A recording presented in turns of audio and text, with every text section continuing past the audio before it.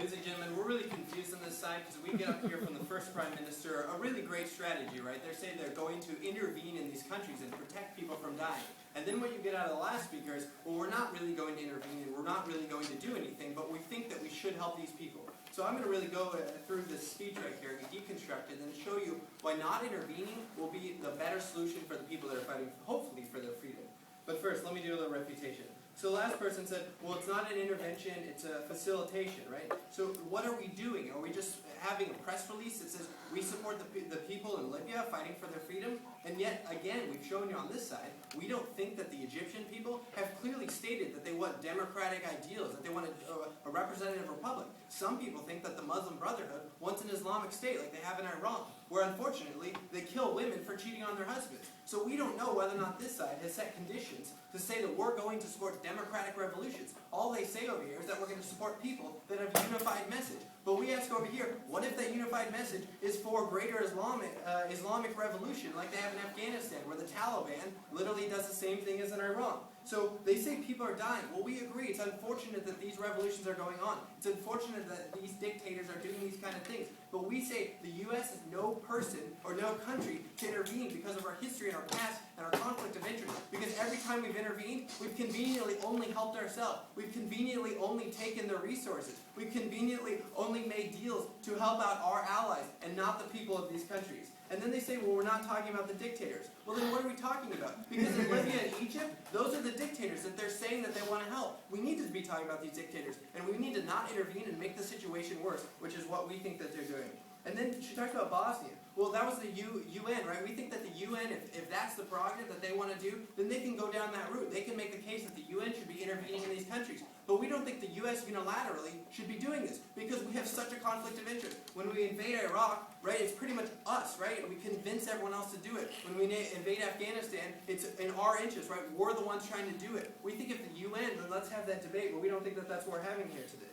So then they said they clear objective, right? We have clear objective. The PM supposedly had a clear objective. No, they didn't. It's like Obama. He says we have a clear objective in Libya, right? But public polls, everyone's confused about what we're really doing in Libya. Because at first he said, we're not really going to intervene. And then, oh yes, we'll intervene if the other nations take the lead. And then, well, actually, we're the ones doing the bombing. We were the ones that launched $700 million worth of missiles, right? We don't think that there's a clear objective under President Obama, but especially not under the scene, which is why we have so many problems. And then she says we need to help, this sets a precedence, there'll be less casualty. I don't know how there'll be less casualty from bombing from the air like we're doing in Libya, where we're accidentally killing children as well. But we said that, and then she said that Obama said that we need to help these people. Well, we agree that we need to help these people, but we need to help them through good policy by letting these revolutions grow, like in Egypt, where we didn't intervene against Mubarak or for Mubarak, where we stood out and said, people are criticizing President Obama by saying, hey, what's your plan, what's your policy? And they had the revolution and they threw out Mubarak.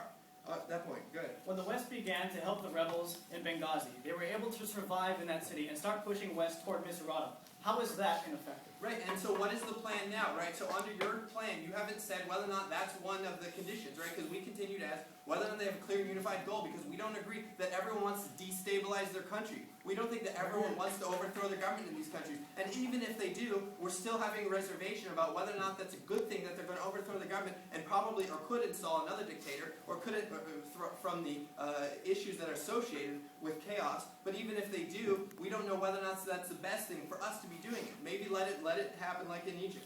So we ask, right, these questions. We say, like, solvency, like, why is it the U.S.'s problem to do this? And we think that this perpetuates the issue of, like, it's like George Bush, now in Obama, right? We're just giving him a blank check to intervene in all of these areas, because their conditions that they set is pretty wide, right? But we still have issues with those conditions. And then we ask, like, what is the harm? Like, why is the U.S.'s problem to fix this? Because we continue to show you in examples over here that the U.S. is not the leader in these kind of areas because we've done so many harms to ourselves.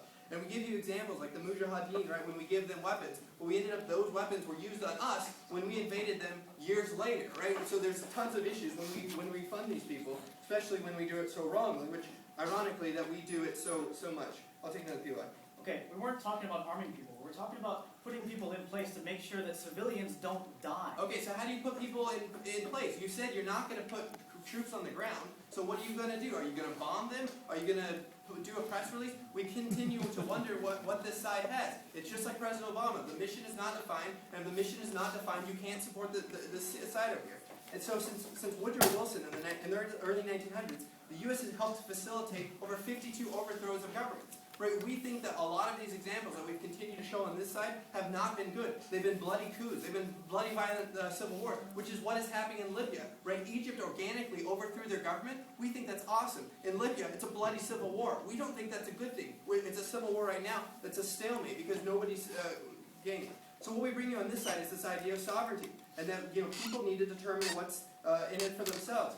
They said that it's not a full-scale invasion, but we disagree. This sounds a lot like Bush's rhetoric, that we need to help people and have freedom for them, but we really don't know. And then you end up having the Iraq War, which cost billions of dollars, and we are kind of a bankrupt country at this point.